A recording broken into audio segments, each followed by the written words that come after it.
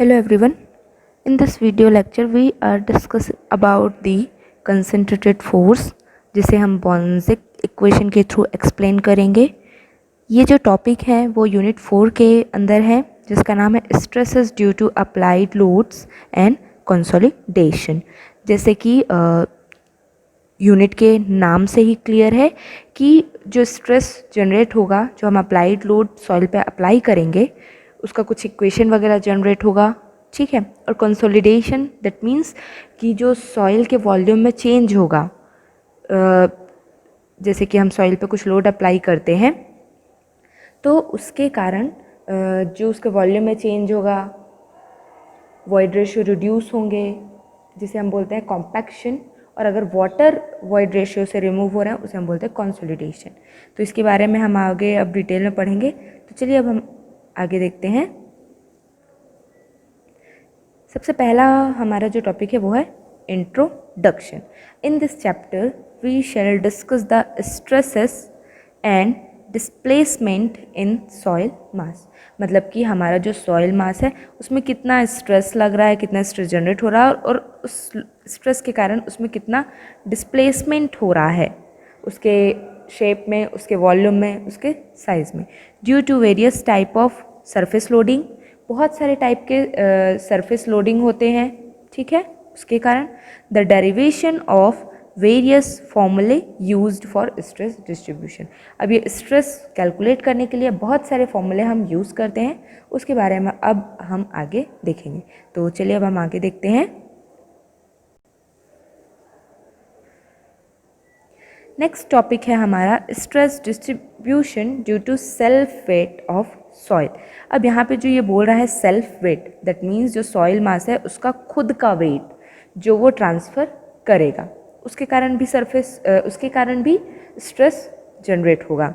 तो देखिए जैसा यहाँ पे डायग्राम है, ये ग्राउंड सरफेस है, ये उसकी हाइट है। अब इसका जो खुद का वेट होगा वो भी लगेगा, ठीक है। तो जैसे फॉर एग्ज़ाम्पल मान लो ये सॉइल मास है, इसमें स्ट्रेस लोड लग रहा है, तो इसका जो स्ट्रेस डायग्राम होगा, इसकी डेप्थ कुछ जेड है, तो स्टार्टिंग में क्या होगा 0, फिर उसका स्ट्रेस नीचे जैसे जैसे डिस्ट्रीब्यूट होगा स्ट्रेस इंक्रीज होता जाएगा और मैक्सिमम कब होगा उसके लोअर डेप्थ पे, जिसे हम सिग्मा जेड से शो करते हैं। डेट मीन्स जेड डेप्थ में कितना स्ट्रेस जनरेट हुआ है, जिसको हम बोलते हैं gamma into Z. Sigma Z is equals to gamma जो कि है यूनिट वेट ऑफ सॉइल, और जेड क्या है, इसकी डेप्थ है। अब आगे देखते हैं हम। नेक्स्ट टॉपिक है हमारा कंसंट्रेटेड फोर्स, दैट मीन्स जो पॉइंट लोड लग रहा है उसे ही हम बोलते हैं कंसंट्रेटेड फोर्स, जिसको हम बॉन्जिक इक्वेशन की हेल्प से रिजॉल्व करेंगे। तो ये जो बॉन्जिक इक्वेशन है, जिसे बॉन्जिक नाम के साइंटिस्ट ने 1885 में स्ट्रेस डिस्ट्रीब्यूशन से रिलेटेड प्रॉब्लम को सॉल्व करने के लिए एक इक्वेशन क्रिएट किया फॉर कंसंट्रेटेड फोर्स के लिए, जिसे हम बोलते हैं बॉन्जिक इक्वेशन। चलिए थ्योरी पढ़ते हैं। Boussinesq 1885 solve the problem of stress distribution in soils due to a concentrated load acting at the ground surface by assuming a suitable stress function.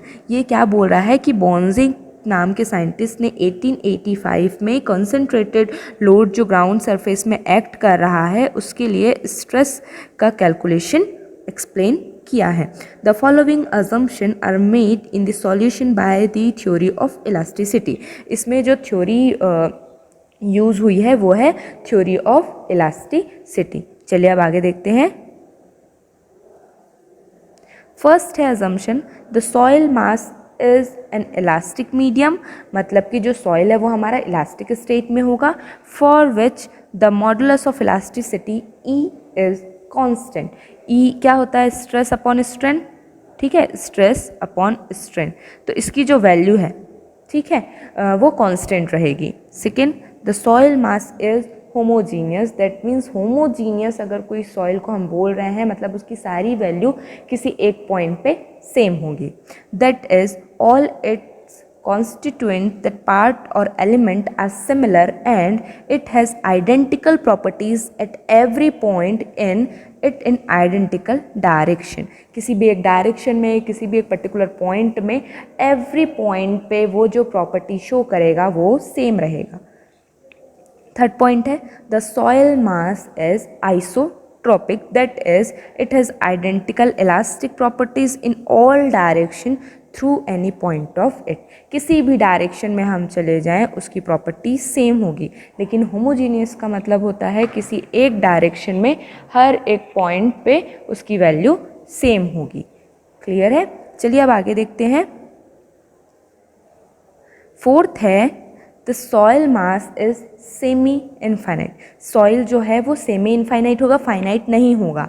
That is it extends infinitely in all direction below a level surface. मतलब level surface के नीचे वो infinitely रहेगा.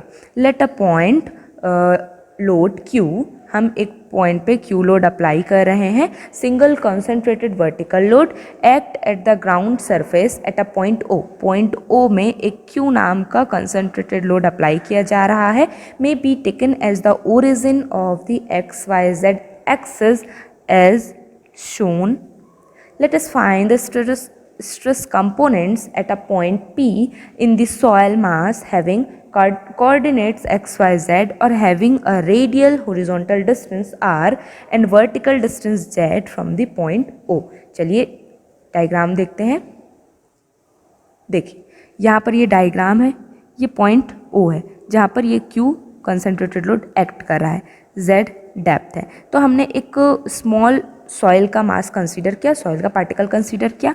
अब इसमें horizontal direction में force, vertical direction में force और स्ट्रेस, शेयर स्ट्रेस वगैरह शो किया हमने. और एक रेडियल डिस्टेंस जिसे हम R बोलते हैं वो भी हम कैलकुलेट करेंगे इसमें, जिसे हम रेडियल स्ट्रेस भी बोल सकते हैं. Using logarithmic stress function, Bonzik shows that the polar radial stress may be expressed as sigma r. ठीक है, अब देखिए डायग्राम को समझ लेते हैं. मान लो ये क्यू लोड लग रहा है, हमने एक सॉइल मास कंसीडर किया जिसकी हाइट है z. ठीक है, अब ये सॉइल मास है, वर्टिकल में भी लोड लगेगा, हॉरिजॉन्टल डायरेक्शन से भी लगेगा और इसके रेडियल डायरेक्शन में जिसे हम बोलते हैं सिग्मा r वो भी एक्ट करेगा. ठीक है, देखिए ये सिग्मा z, ये सिग्मा z, ये सिग्मा r, ये सिग्मा r, स्मॉल r. ठीक है, चलिए अब आगे देखते हैं. ये सॉइल मास, ये ग्राउंड सरफेस है, ये O पॉइंट जहाँ पे क्यू लोड लग रहा है. अब इसके रेडियल डायरेक्शन में R, ये स्मॉल r होगा और ये Z होगा. ठीक है, ये रेडियस हो गया और ये capital R. X Y Z direction में हम कैलकुलेट करेंगे. According to Boussinesq the polar radial stress, जिसे हम सिग्मा r से शो कर रहे हैं, may be expressed as sigma r is equals to 3/2 q by pi cos beta upon r square. ये कॉस बीटा क्या है?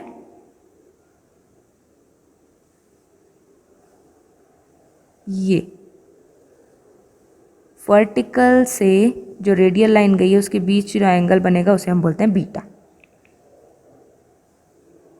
ये इक्वेशन हमको कैलकुलेटेड रहेगा, ये इक्वेशन हमको डिटरमाइन नहीं करना है, ये हमको नोन रहेगा. Where r is equals to polar radius coordinate of a point. तो r इज इक्वल्स टू क्या होगा? देखिए ये जैसा ग्राउंड सरफेस था, ये r, ये बीटा, तो ये डिस्टेंस क्या थे? स्मॉल r, ये z. तो cos beta sorry r is equals to क्या होगा? रूट ओवर z का स्क्वायर प्लस r का स्क्वायर. ठीक है, ये हाइपोटेन्यूस हो गया, परपेंडिकुलर और base. Cos beta is equals to क्या होगा? z upon r.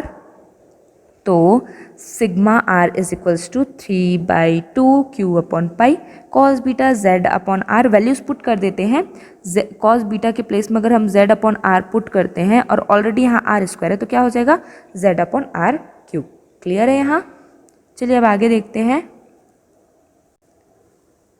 In the cylindrical coordinate, the corresponding vertical stress sigma z and tangential stress sigma r are given by, देखिए cos beta is equals to क्या हुआ था z upon r। अगर cos square beta लेते हैं तो sigma z upon sigma r हो जाएगा।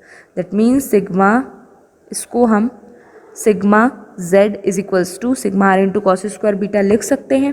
ठीक है, टेंजेंशियल स्ट्रेसेस निकाल रहे हैं तो putting the value of cos beta and sigma r in above equation, हमारे पास cos बीटा की वैल्यूज़ हैं और सिग्मा r की वैल्यूज़ है। पुट करते हैं 3/2 पुराने इक्वेशन, q बाई पाई, यहाँ पे क्या था तो cos beta upon r square ये था। तो यहाँ पर अगर हम सिग्मा आर कॉस बीटा और सिग्मा आर की वैल्यू पुट करें तो क्या होगा, cos beta is equals to क्या है z अपॉन आर स्क्वायर। देखिए यहाँ पर ये जो हमारा इक्वेशन है वो sigma z is equals to sigma R into cos square beta है, जहाँ पर ये चीज़ हमने यहाँ से डिटरमाइन की है ये इक्वेशन। अब हम यहाँ क्या करते हैं, सिग्मा आर की वैल्यू पुट करते हैं तो क्या था sigma R is equals to 3/2 q by pi cos square beta, cos beta upon R square. ठीक है, ये हम पुट कर देंगे तो यहाँ पर ऑलरेडी कॉस स्क्वायर बीटा है तो ये क्या हो जाएगा क्यूब हो जाएगा। अब cos beta is equals to क्या है जेड बाई आर। ठीक है, तो ये जेड क्यूब हो जाएगा और ये आर स्क्वायर है तो cube 3 + 2 5 r to the power 5। तो हमारा final equation sigma Z is equals to 3/2 q by pi Z cube upon R is equals to हम क्या लिखे हैं R square plus Z square to the power 5/2, क्योंकि रूट में है ना। Sigma Z is equals to 3q upon 2। अब यहाँ से हम अगर जेड स्क्वायर को बाहर निकालें तो यहाँ पे सिर्फ जेड बचेगा, ऊपर में जेड स्क्वायर कॉमन निकाल लिए हम तो क्या होगा Z upon 1 plus R by Z का whole square to the power 5/2। ठीक है, सिग्मा जेड, अब हम क्यू बाई जेड स्क्वायर के अलावा जितने भी हैं उसको कांस्टेंट मान लेते हैं जिसे हम के बी से शो कर देते हैं। तो sigma Z is equals to K B into Q by Z square. K B को हम बॉन्जिक इन्फ्लुएंस फैक्टर बोलते हैं जिसे हम आई एफ से भी शो करते हैं। यहाँ पर क्लियर है, एक बार और देख लेते हैं।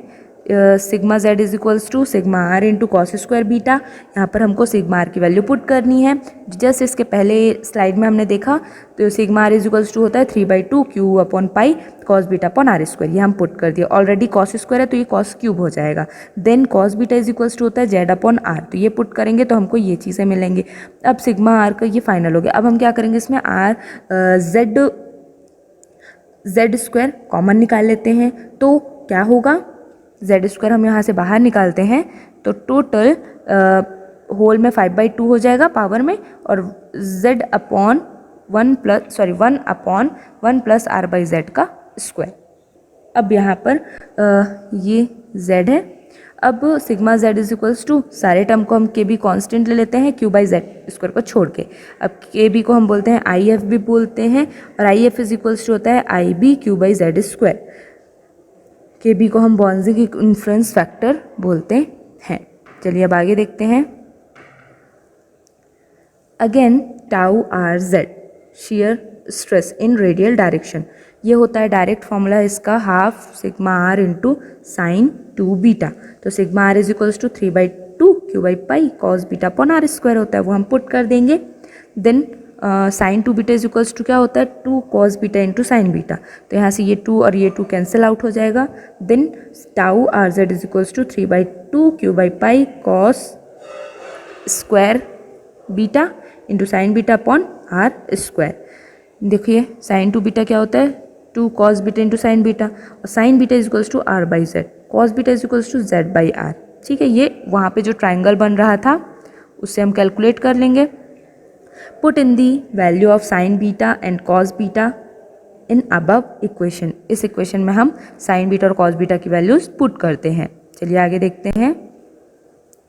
देखिए अगर हम दोनों की वैल्यू को पुट करते हैं तो हमको कुछ ऐसा इक्वेशन मिलेगा, इसी को हम रिजॉल्व करते हैं आगे तो हमको फाइनल इक्वेशन मिलता है ये, ठीक है।